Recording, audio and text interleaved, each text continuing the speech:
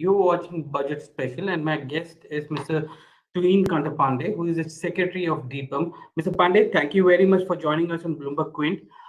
To begin with, sir, I wanted to, talk a get a detailed view of the entire divestment process. But before that, the numbers which came in the budget, you have reduced your target from 1.75 lakh crores to 78,000 crores for this fiscal. Uh, what are the reasons why you reduced that target drastically?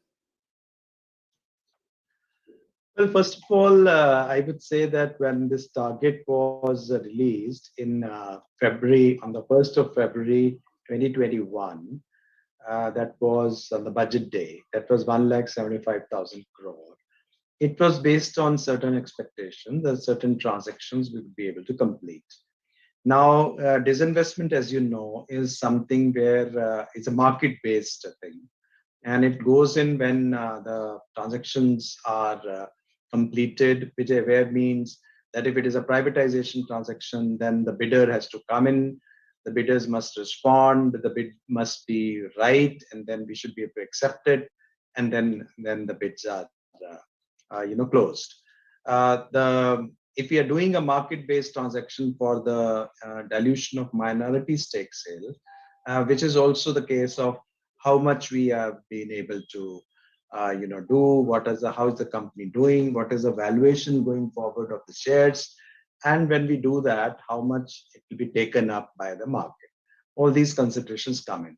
So essentially, when we do the targeting exercise as in the form of a budget estimate, it actually entails what's going to happen in future for 1 year. In the future itself, in the case of disinvestment, which is market-based thing, it's not an expenditure decision also where it is dependent on our decision. It's based on the market's decision as well. So therefore, it's not always possible to, clearly being able to, meet with those targets, because if those transactions do not get completed, then obviously the targets are drastically done. And the second point was that, in this particular financial year, we had actually two waves. One right at the beginning of the financial year when we had Delta wave, and as we speak, we are passing through Omicron.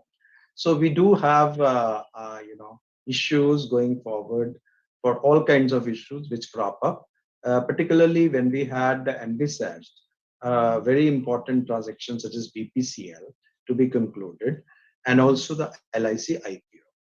I think we are not in a position to say that we will be able to close the BPCL transaction, and that's a very large one. So to that extent that, kind of response, kind of money which we had envisaged will not come in this financial year.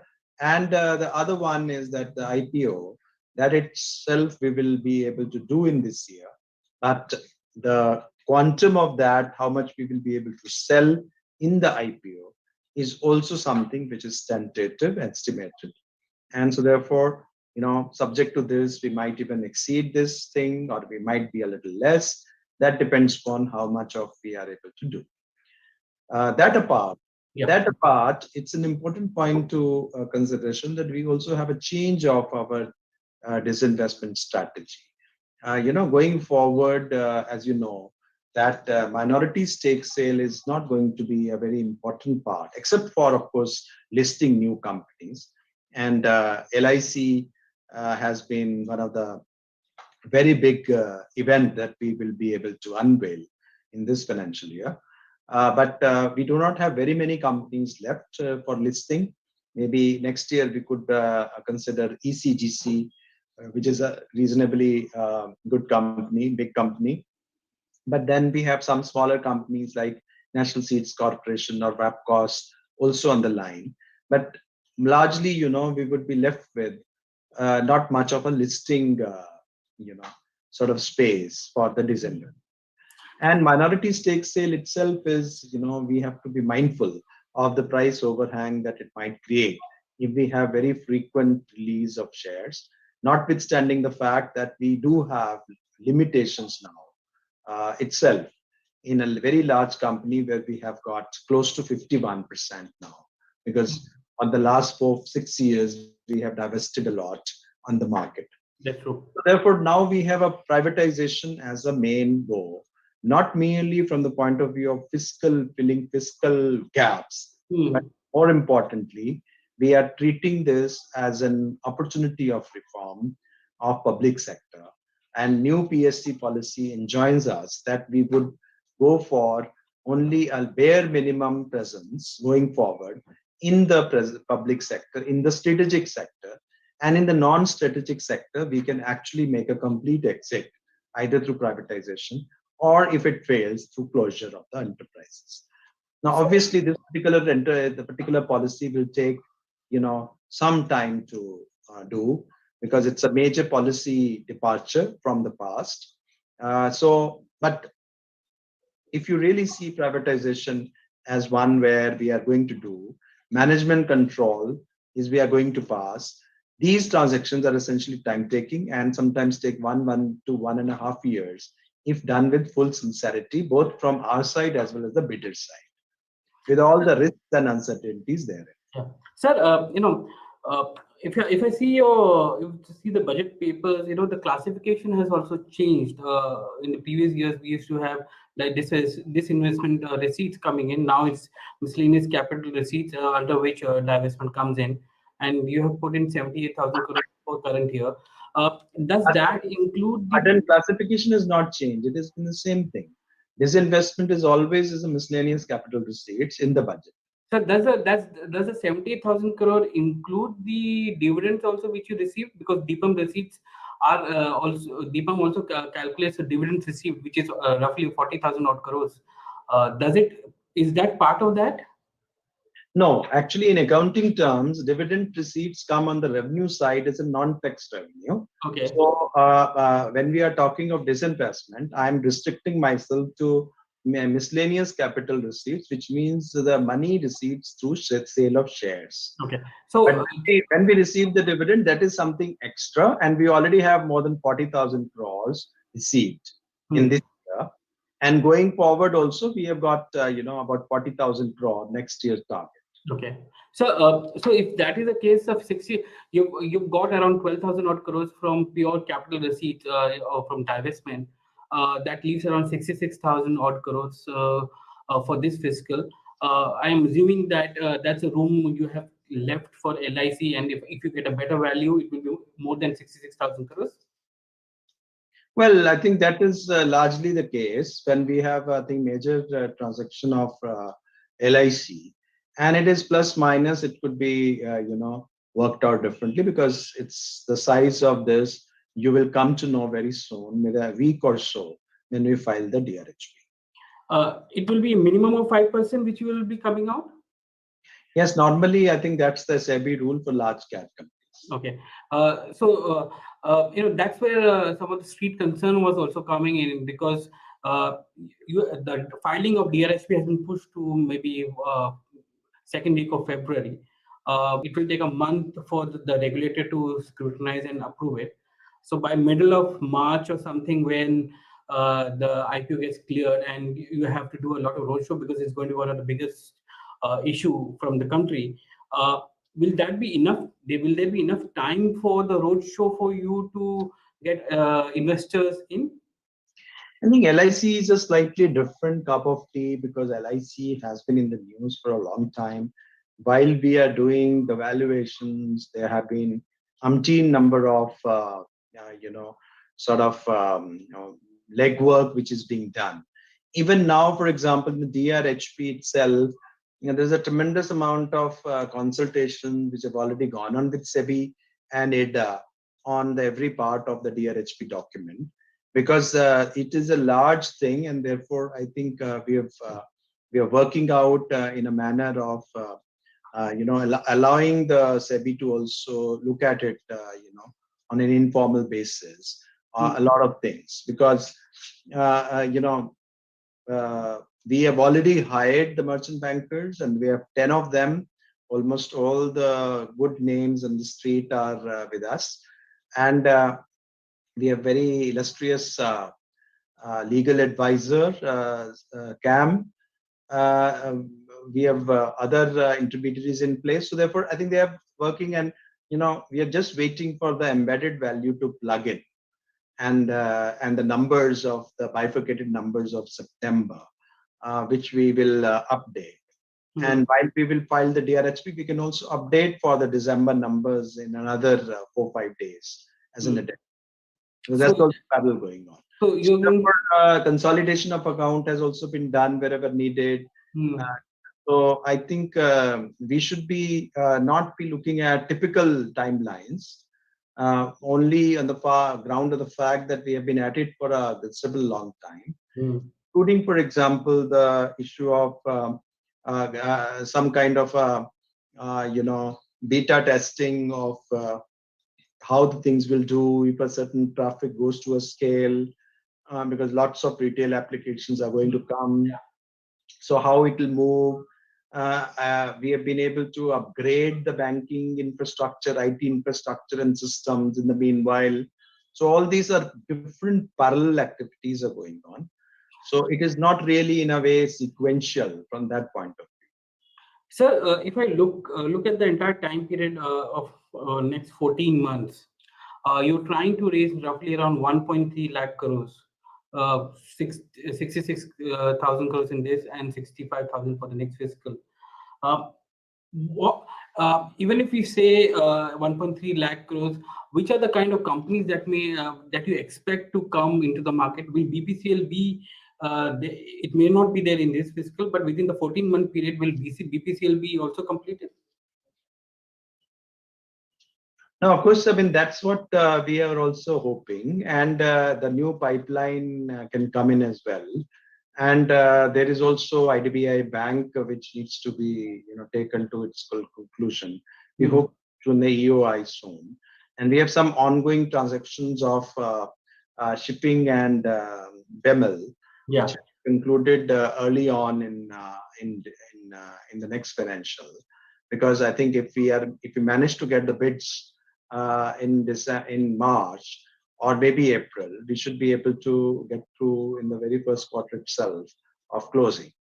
Then we would have, of course, the other part is Concor. We should be very much be interested in launching once we're after the Ministry of Railways to clarify on that matter. So I think basically I think it's like pipeline which carries on, and then new things are getting added, and something can get closed. It's a rolling plan. I see a lot of companies in final stages where you've either got expression of interest or bidders have been shortlisted. So it's just a wave which has disrupted the entire sequence for you. Is that right? I think wave did have an impact, not only in terms of our own staff and our advisors, but also to a large extent the due diligence work which the bidders undertake. After all, when the wave hits, it hits everybody. So it's not really, we can do something about it. The fact is that we have been able to maintain, and we just pick up our bags as soon as that wave gets waned, and then we gather speed. So we are working under constrained and uncertain conditions. But I think we've been able to conclude the Air India disinvestments also in the similar way, where we had tremendous problems and obstacles, but we did really do it. And the NINL itself, passed through all those stages as well. And you so we are. I've been DIPAM secretary. My entire tenure is only COVID tenure. So barring 3 months. I get that. So there's a couple of regulatory clarities which needs to come in. You mentioned about Concor, where some clarity needs to come in from railways, because I understand, you're looking at a land license policy which needs to be cleared by the Ministry of Railways. When do you expect that to come through? And in the banking space, I think there is an interministerial group discussion or consultation is going for the PSBs. When do you expect that to conclude? The banking space, I think you better address the question to Department of Financial Services, because there is a legislative work which needs to be done, and only then we could possibly seek cabinet approvals. So I think they will they have to look at it. I mean, this is something which is also, it's not very easy to look at legislative thing or give any timelines on that score. But nevertheless, I think insurance side, the legislative hurdle is cleared. Yeah. But we will, you will come to know when the cabinet takes a call on what to do about the new pipeline. Sir, in the insurance you spoke about in 2019-20, I think the finance minister spoke about merger of the three general insurance companies into one. That is pass. And so, in that sense, that's not that we have moved beyond it now. Okay. So when do you expect that? Because I think some of the insurance companies do require some capital infusion as well, because of the kind of solvency ratios they have currently. So the government will be willing to put in more capital for them. The government, the Department of Financial Services is certainly going to take a call on the requirements. So whatever is required, that will be done. But merger certainly is not on the table at the moment. It's not there anymore. So it will be any one of the three which will come in this next fiscal. Well, you will come to know, as I said. Okay. Because the Niti Aayog also came out with a list of 11 CPSCs, which included 2 PSBs and one PSIC. So that's the reason I was asking. Will it be a merged one or a single one which is coming in? On the side of the market conditions, you said yourself that there is a lot which is dependent on market conditions.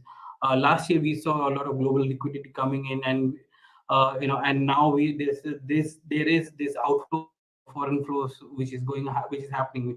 We have seen nearly 1.1 lakh crores of outflows of foreign investor flows. Do you see a challenge coming in for the IPO pipeline? Well, I think, in this era, things are really challenging in the sense that, what impact the taper might have, what will be the policies of central banks going forward, how that will be there, and what will be the relative opportunities in the host countries of those, in the countries of origin of that funds and emerging markets. I think these are always challenges which keep coming and there, and they keep doing it. We will have to grapple them. The oil prices, and which will again have certain level of uncertainties. So energy transition, for example, which has also to some extent hit the BPCL divestment. These are the challenges that we face, and therefore, I think one of the reasons why we have moderated our expectations in terms of receipts is the fact that we should be able to do things rather than actually unnecessarily raise expectations, and particularly distort market sometimes for the PSU stocks. Because in either way, I think we should be able to realize that it is privatization as a reform, or listing as a very clear issue of wider public ownership. These are the two things which should move forward on the twin track, but we should be mindful of the fact that there are a lot of people who have invested in our PSU stocks, and their interest also should be taken into view while we design our disinvestment strategy. So when you have moderated the entire target, are you also looking at moderated valuations also for the company? No, there's no question of a moderation of valuation of the company. But the point is, I mean, say leaving enough in the table for the investor to come and pick it up. I mean, if you are really saying that, in any IPO, I think, our previous IPOs, we have been very clear that we should not go for excessive thing, and we should just do the right valuations instead of just, trying to extract, because it doesn't really pay. And I think in case of MDL and in case of IRFC, of course, is slightly a different organization, but MDL post IPO performance has been excellent. Yeah. So It is like we're mindful that we should not be excessively doing it, and I think we have professional advisors, and we should all listen to them, and also we should look at the facts. We should look at more importantly the situation in a holistic way before we should bring about the pricing in IPO. Sir, when we started talks about the LIC IPO, it was around 10% of the equity which the government was looking to offload. Now you're saying that because of it may be at least for 5% which is going to come in. Are we going to see remaining 5% coming in the next fiscal, or it will be some time before the next uh, uh, flows coming from the LIC? No, first of all, I did not indicate the percentage. I say that the SEBI norms require at least 5%. So what is the level, what is the percentage we will come to will depend upon what's the size we are going and what's the valuation. Now, I think on these two accounts, I'm not in a position to, at this moment, educate you on what's the LIC's valuation and what's the percentage we are offering. So I think both of these will be in the next week or so. We will have a much better clarity. And because once the EV is out, then the investors, they start, looking at it. Yeah. What is the EV multiple that they are looking for LIC? What are the issues? And more intensive negotiations or interactions with investors can begin. They have had interactions, but now it's a question of more of a concretization of those expectations on EV, because unless and until the EV is out, the people have been conjecturing on the EV. Now, in an organization which doesn't have an EV, I think it's a complex organization of many years, and it requires a huge amount of number churning, which has gone into it. It has gone into a different kind of modeling. There have been lots of checks and balances. There's an LIC actuary department. There's an ENY which is supporting them, which is helping them model. This software is getting changed. Their whole thing have to be reconciled with the previous software things. The total new exercise has to be done. That modeling has to again be fed on to Milliman. Milliman has to independently check all the numbers and then make a informed judgment on all the aspects, given their international experience. So it's a very intricate exercise of number crunching, and I am very glad that it has been done, because something of the size of the IPO and this thing has been there, have been fruitfully and successfully established. Sir, in big issues, one of the feedbacks which I got was in big issues like an LIC, why hasn't the government uh, given some incentives for mutual funds or domestic institutions to come and participate in a big way, or retail investors to come and participate in a big way? We saw nearly 2.5 crores of new investors coming into the market. I understand that LIC is working with the policy holders to ensure that they can participate in the IPO, but what about retail investors and mutual funds and domestic institutions? Of course, they are there too, because otherwise, how the book will be built? No, they're there because there's a basic quota for them. But beyond that, in terms of any incentives which has been, they are essential. They are essential part of the QIB things. So they are very much there, and why not? I mean, so they are very much there in this whole game. I mean, this is going to be potentially going to be a large issue. Then every investors of every kind is most welcome. Sir, when you penciled in 65,000 crores for next fiscal, does it include by any chance that if you are going to offload only 5% this year, will you be looking at another 5% next year in that 65,000 crores? I'm afraid not, because in any case you have a silent period. You can't do after an IPO. You can't bring out, the promoters can't bring it again. to 12. Period, right? After 6 months, you can again raise funds, right? No, it's a 12 months. Okay. So in We that are we aren't looking at it, please. I think there have been some conjectures. I completely rubbish that, because there is no such thinking of splitting. okay. So if it's going to be if it comes in this fiscal year, it's going to be one full, and then you'll wait for a year before you take a call on the next tranche if you want to bring it. Yes, that's right. Uh, We have to allow, and I think SEBI has sound rules on that, because you have to allow the investors to settle in others. You can't really bring in a chunk next time, just very immediately. Sir, what is the kind of response you have got? Because from the roadshows that you've already done, because between December 2nd and December 14th, you did 5 roadshows for LIC as per the budget document. What is the kind of response initial response you're getting? No, there has been, there has been tremendous amount of response. I think there is a great deal of excitement all around the globe, and in domestically, abroad, in different continents. And it's going to be a world event. And we have got very experienced merchant bankers, VRLMs. We have the best of them all around this, and they have networks all around them. And they have marquee investors. They have different they have investors with very large check sizes. There are investors of mid check sizes. They've done tremendous amount of analysis. They've done tremendous amount of thing.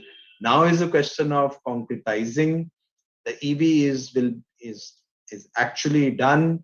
It will be out soon. Multiples will be provided. The investors will negotiate. The investors will weigh in. I think a whole lot of activity is going to begin in this February, March, before we hit the IPO. And let us hope. I mean, there are concerns all the time in the market, but we just have to move forward. This is something which many people have been waiting for a long time. So they've been asking, "Kab aayega IPO?" That's true.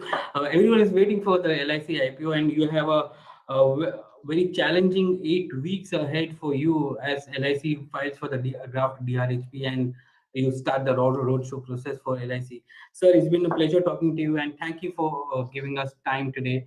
That was Tuhin Kanta Pandey, Secretary DIPAM, talking to us about the divestment and the road pipeline for divestment going ahead.